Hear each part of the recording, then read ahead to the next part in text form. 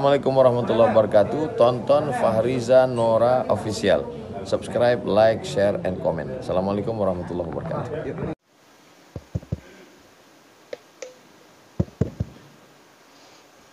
Assalamualaikum warahmatullahi wabarakatuh.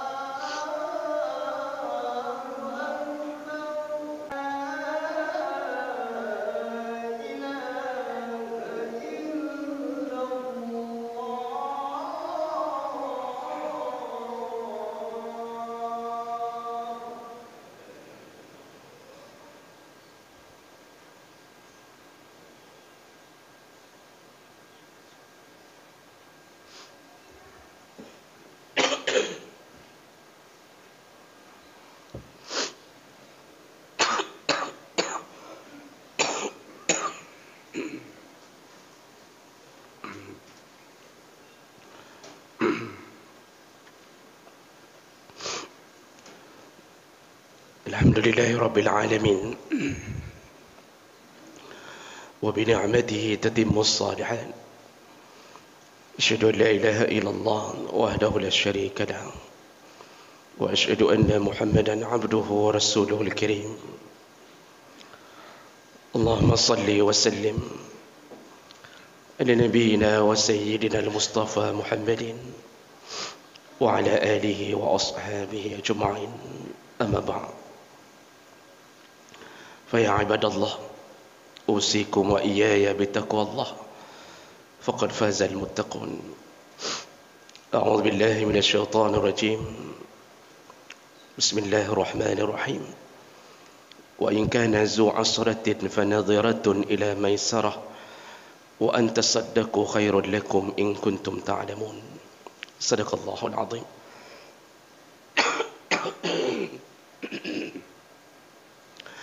Segala puji bagi Allah, kemudian salawat dan salam pada Rasulullah, pada keluarga dan seluruh sahabat-sahabatnya. Ya Allah muliakan insya-Allah para pengurus masjid, petua-petua kampung, dan kepada semua jamaah yang telah memenuhi undangan Allah. Dan mudah-mudahan kehadiran kita menjadi penyebab terbukanya pintu surga insya-Allah. Jemaah mulakan Allah Subhanahu wa taala. Kita tahu bahawa kita ini tidak mungkin terlepas daripada dosa. Dan semua kita berharap ketika kita menjumpai Allah, Allah mengampunkan dosa-dosa kita. Karena salah satu daripada penghalang untuk masuk ke dalam surga adalah dosa. Maka oleh karena itu perlulah kita sadari bahawa Tuhan kita Allah Subhanahu wa taala yang Maha Pengasih, Maha Penyayang, dengan kasih dan sayangnya Allah akan mencari jalan-jalan yang bisa membuat kita terampunkan. Allah mengatakan wasi'at rahmati kulla syai'. Rahmatku meliputi segala perkara. Kalau Allah sayang pada hamba, maka di hari kiamat satu amalan yang kita remehkan di dunia, Allah bisa jadikan alasan untuk mengampunkan dosa kita. Yang penting kita jangan bersuuzan pada Allah. Jangan pernah merasa Allah buruk. Jangan berprasangka buruk kepada Allah. Kita tidak mampu melakukan semua amal sekaligus seperti Nabi SAW. Bahkan kita juga tidak mampu beramal seperti Abu Bakar radhiyallahu anhu. Namun mudah-mudahan dengan kasih sayang Allah, kita bisa melakukan satu amal yang Allah anggap itu baik di hadapan Allah, mudah-mudahan kita masuk surga dengannya. Maka jemaah melakukan Allah, ampunan Allah tidak mesti hanya selalu dengan istighfar. Ampunan Allah tidak hanya datang di malam nisfu Sya'ban. Ampunan Allah tidak hanya selalu datang di malam Lailatul Qadar, juga tidak selalu datang di malam Ramadan. Ampunan Allah bisa datang dari amal-amal yang selama ini tidak terduga. Dan hari ini, dengan melihat sandaran beberapa dalil, ada satu amalan yang mungkin susah untuk kita lakukan, tapi ternyata menjadi penyebab diampunkan dosa, yaitu orang-orang yang selama di dunia suka meringankan kesulitan orang lain ketika membayar hutangnya.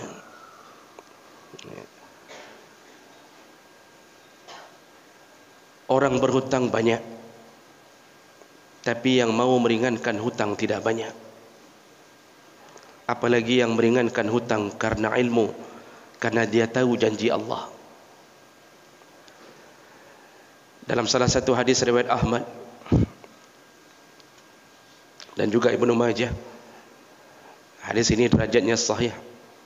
Rasulullah sallallahu alaihi wasallam menceritakan bahawa di hari kiamat nanti, yu'ta birajulin yaumal qiyamah, ada seorang laki-laki yang dihadapkan kepada Allah di hari kiamat. Lalu Allah berkata kepada malaikat, undur lahu min amal, wahai malaikatku, cuba lihat dia pernah melakukan amal apa. Walaupun Allah sudah tahu. Lalu kemudian laki-laki ini berkata di hadapan Allah, ya Rabbi, wahai Tuanku,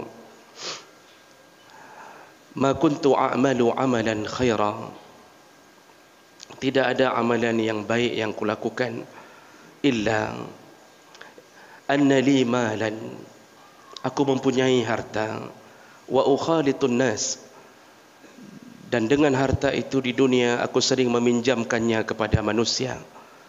Mereka yang berhutang, meminjam, yang membutuhkan, sering kupinjamkan ya Allah. Wa in kana musiran fayasartu lahu, kalau orang itu mampu membayar hutang, aku pun masih memberi keringanan untuknya. Artinya yang mampu bayar hutang pun diberi keringanan oleh Allah, diberi keringanan oleh hamba ini. Wa in kana mu'asiran fanadartuhu ila maisarah, dan ketika aku dapatkan orang itu tidak mampu membayar hutang karena kemiskinannya, kebangkrutannya, maka aku terus memberinya keringanan sampai batas tempo yang tidak kutentukan. Jadi menurut laki-laki ini, dulu di dunia yang mampu bayar hutang pun dia menunda. Yang tidak mampu bayar hutang lebih lagi, dia beri tempo sepanjang-panjangnya sampai kapan dia mampu membayar hutang. Begitu Allah mendengarkan kalimat demi kalimat keluar dari lisan hamba ini, lalu Allah Subhanahu wa taala, wa qala Allahu azza wa jalla, ana ahaqqu bani yassar, ketahuilah wahai hambaku, engkau dulu di dunia engkau suka memaafkan urusan manusia yang mempunyai kesulitan.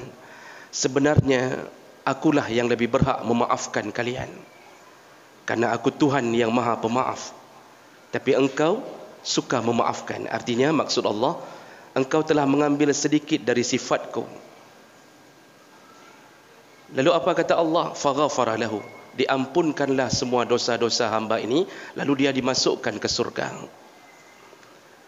Jemaah melakukan Allah, apa amalnya? Meringankan, memaafkan kesulitan yang dimiliki oleh orang lain, terutama pada urusan membayar hutang. Bukankah ini sifat Allah? Bukankah Allah Afun, maha pemaaf? Bukankah Allah Ghafur, Allah yang maha pengampun? Bukankah Allah Tawwab? Di saat kita melakukan dosa berpuluh tahun, sekali kita taubat, Allah terima, Allah lupakan segala maksiat yang pernah kita lakukan. Bukankah ketika seorang hamba mukmin yang taat pada Allah ketika sakit, Allah ringankan salatnya, dia boleh lakukan dengan cara yang dia bisa. Bukankah kita ketika sedang musafir, Allah ringankan dari 4 boleh ambil 2 rakaat atau engkau kumpulkan menjadi salat yang jamak. Banyak sekali keringanan Allah. Yang tidak mampu puasa di bulan Ramadan, maka puasalah di hari yang lain. Inilah sifat Allah. Kalau sifat Allah itu sedikit saja terambil dalam hati kita, lalu kita suka memaafkan orang lain, yang terutama yang punya hubungan dengan kita berupa hutang, maka ternyata itu salah satu cara Allah untuk memaafkan dosa-dosa kita di hari kiamat. Dan ini tidak banyak orang yang mengambil kesempatan ini. Jemaah melakukan Allah Subhanahu wa taala. Dalam salah satu hadis riwayat Muslim, Rasulullah sallallahu alaihi wasallam menyebutkan, "Man naffasa an mu'minin qurbatan min qurabid dunya, nafasallahu anhu qurbatan min qurabi yaumil qiyamah." Barang siapa yang pernah melepaskan kesulitan hidup seorang mukmin di dunia, maka Allah akan lepaskan kesulitannya di akhirat. Sedangkan di akhirat kesulitannya lebih dahsyat daripada di dunia. Di akhirat tidak ada yang menolong kecuali Allah. Kalaupun ada yang menolong, itu wajib dengan izin Allah. Kita berdiri di bawah teriknya matahari yang mungkin sejengkal di atas kepala. Tidak ada yang bisa menolong kecuali Allah. Maka Allah janji melalui lisan nabinya yang pernah melepaskan kesulitan hidup orang, terutama mukmin, maka Allah lepaskan kesulitan hidupnya di akhirat. Apapun. Wa man yassara an mu'asirin, Nabi sambung, dan barang siapa yang pernah meringankan orang yang kesulitan membayar hutang, yassarallahu anhu fid dunya wal akhirah, maka Allah akan lepaskan, Allah akan ringankan hidupnya di dunia dan di akhirat. Ini janji Nabi berikutnya, yang pernah meringankan kesulitan orang-orang yang mungkin punya hubungan harta dengan kita. Kita beri tempo berulang-ulang, kita katakan kalimat pajan-pajan napeng nebaya hana pupung, walaupun kita tambahi kalimat yang penting nebaya, itu hak kita, tapi kita beri tempo. Maka Nabi mengatakan Allah akan membuat dia hidupnya ringan di dunia dan di akhirat. Dan di ujung hadis Nabi mengatakan, wallahu fi aunil abdi ma kana al abdu fi auni akhih. Allah akan senantiasa menolong seorang hamba selama hamba itu dan senantiasa menolong saudaranya. Maka jangan fikir bahawa kasih sayang Allah, ampunan Allah hanya bagi kita yang selalu sembah sujud di masjid-masjid Allah. Tidak.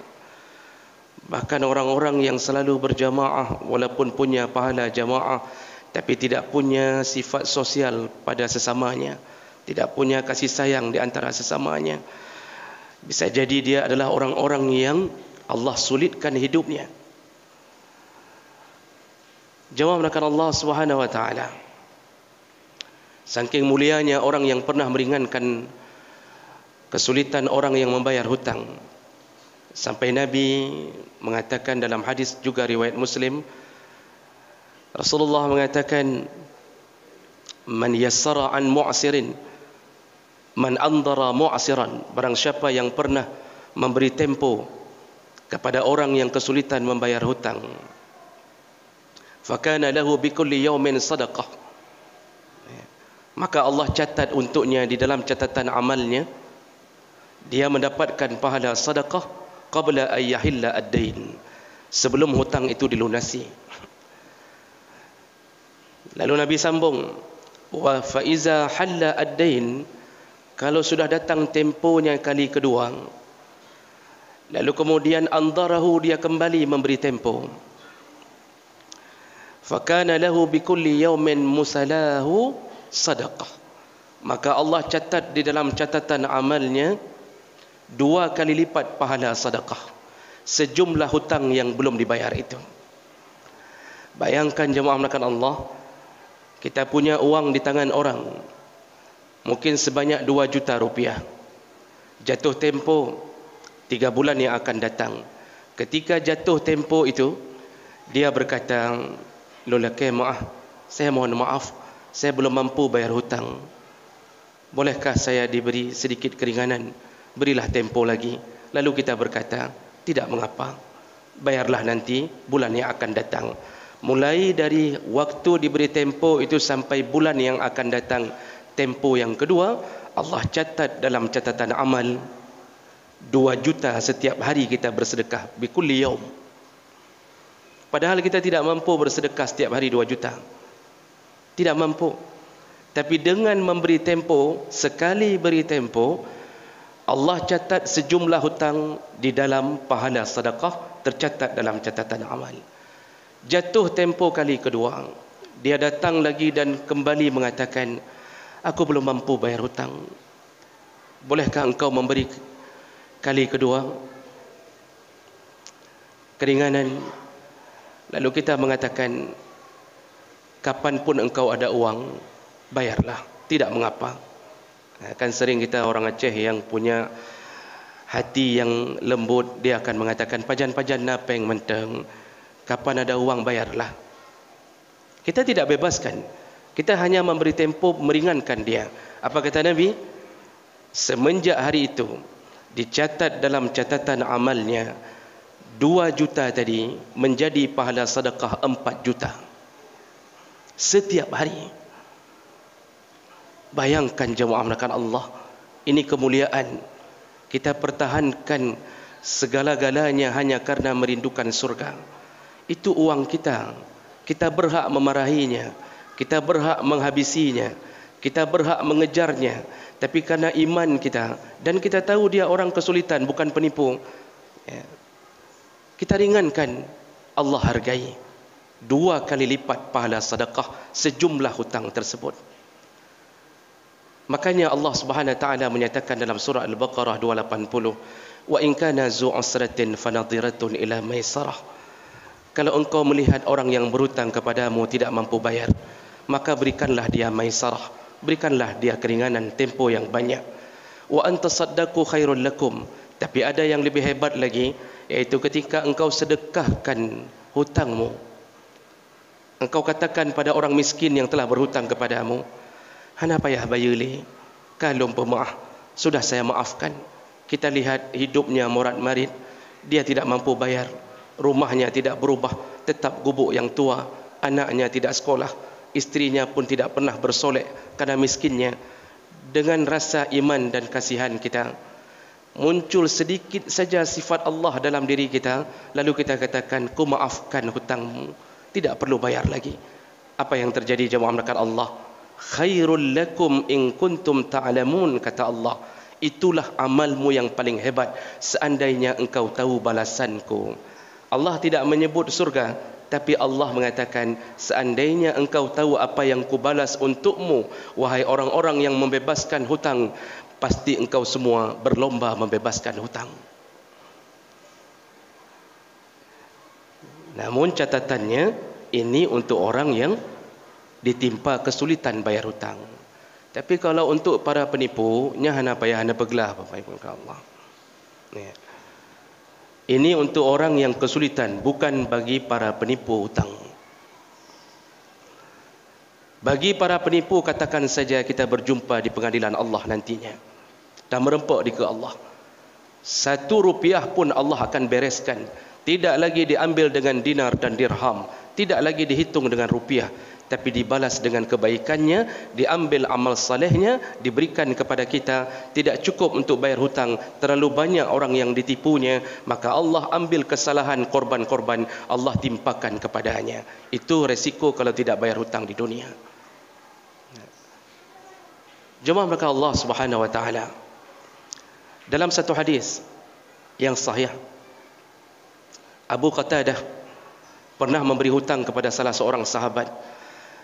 Ketika Abu Qatadah datang waktu untuk menagih, orang ini selalu bersembunyi.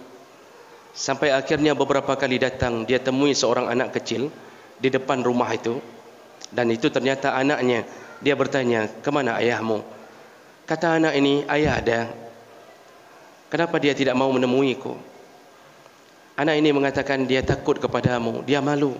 Sampai hari ini dia tidak mampu untuk membayar hutangnya. Lalu kata Abu Qatadah, panggil ayahmu.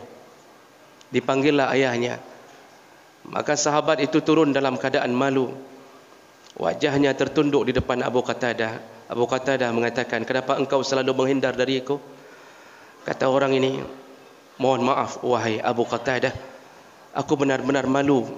Aku tidak berani menemuimu. Bukan maksudku tidak membayar hutang, tapi aku malu berjumpa denganmu, aku belum mampu membayar hutang.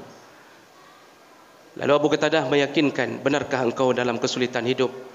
Benar wahai Abu Qatadah. Lalu meneteslah air mata Abu Qatadah dan mengingat hadis-hadis Nabi tentang keutamaan membayar hutang. Dia mengatakan, demi Allah, hari ini demi surga yang kurindukan dan demi akhirat yang dijanjikan oleh Nabi, ku maafkan semua hutang-hutangmu. Aku lebih berharap surga daripada hutang engkau bayarkan. Itu sifat sahabat jemaah melakukan Allah. Makanya salah satu kisah dari Bani Israel dalam hadis riwayat Bukhari, Nabi yang ceritakan, dulu kana tajiran inda Bani Israel, ada orang kaya di tengah-tengah Bani Israel. Yudainun nas, suka sekali hartanya dipinjamkan kepada orang yang membutuhkan. Sosolah kejo. Lalu kemudian waqala li fidyanihi, ketika sudah datang tempo, dia selalu berkata kepada budak-budak yang menagihnya. Jadi dia utus budak-budak untuk menagihnya. Lalu dia berkata, siapa yang mampu tagihlah, yang tidak mampu wa in kana mu'siran fatajawaz anhu, yang tidak mampu bayar maafkanlah, hapus saja namanya dari catatan kita. La'alla Allah yatajawaz anna, semoga kita hari ini yang maafkan mereka, semoga Allah memaafkan kita. Apa kata Nabi di ujung hadis? Ternyata orang kaya ini meninggal, fatajawazallahu anhu, Allah ampunkan segala dosa-dosanya sebagaimana dia suka mengampunkan orang lain. Inilah kelebihannya. Makanya Nabi ketika Isra Mi'raj dalam hadis riwayat Bukhari Muslim, apa yang Nabi lihat di depan pintu surga? Ada 8 pintu surga. Salah satunya pintu sedekah. Nabi melihat lalu mengatakannya kepada kita.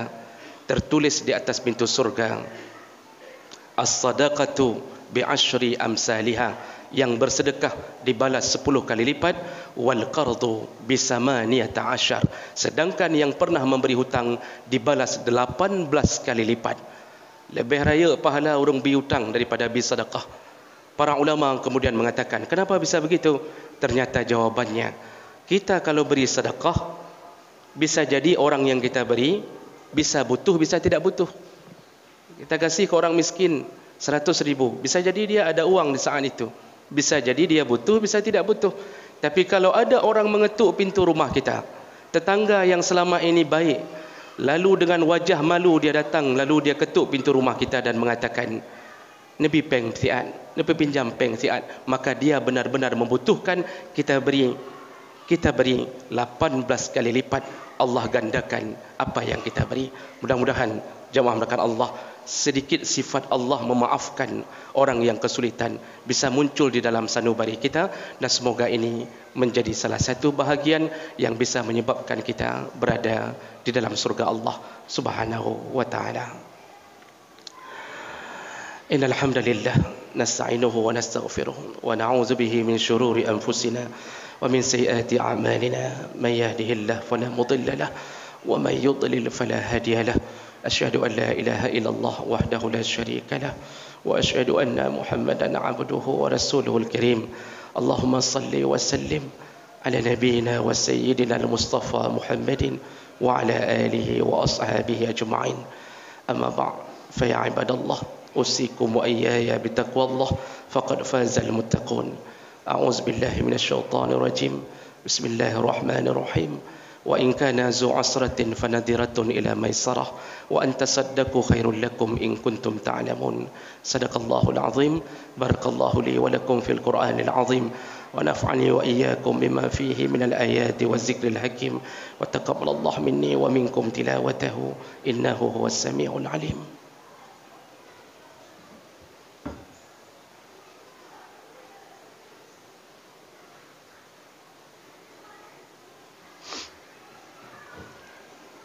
Alhamdulillahirabbil alamin. وبه نستعين على أمور الدنيا والدين.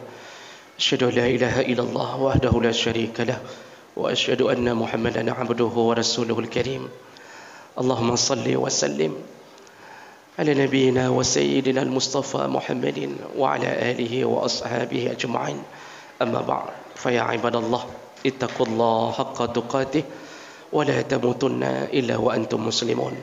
أعوذ بالله من الشيطان الرجيم. بسم الله الرحمن الرحيم. إن الله وملائكته يصلون على النبي يا أيها الذين آمنوا صلوا عليه وسلموا تسليما. اللهم اغفر للمسلمين والمسلمات والمؤمنين والمؤمنات الأحياء منهم والأموات وتابع بيننا وبينهم بالخيرات وتقبل يا سميع قريب مجيب الدعوات. اللهم أعنا على ذكرك وشكرك وحسن عبادتك. ربنا آتنا في الدنيا حسنة وفي الآخرة حسنة وقنا عذاب النار والحمد لله رب العالمين ولذكر الله أكبر والله يعلم ما تصنعون.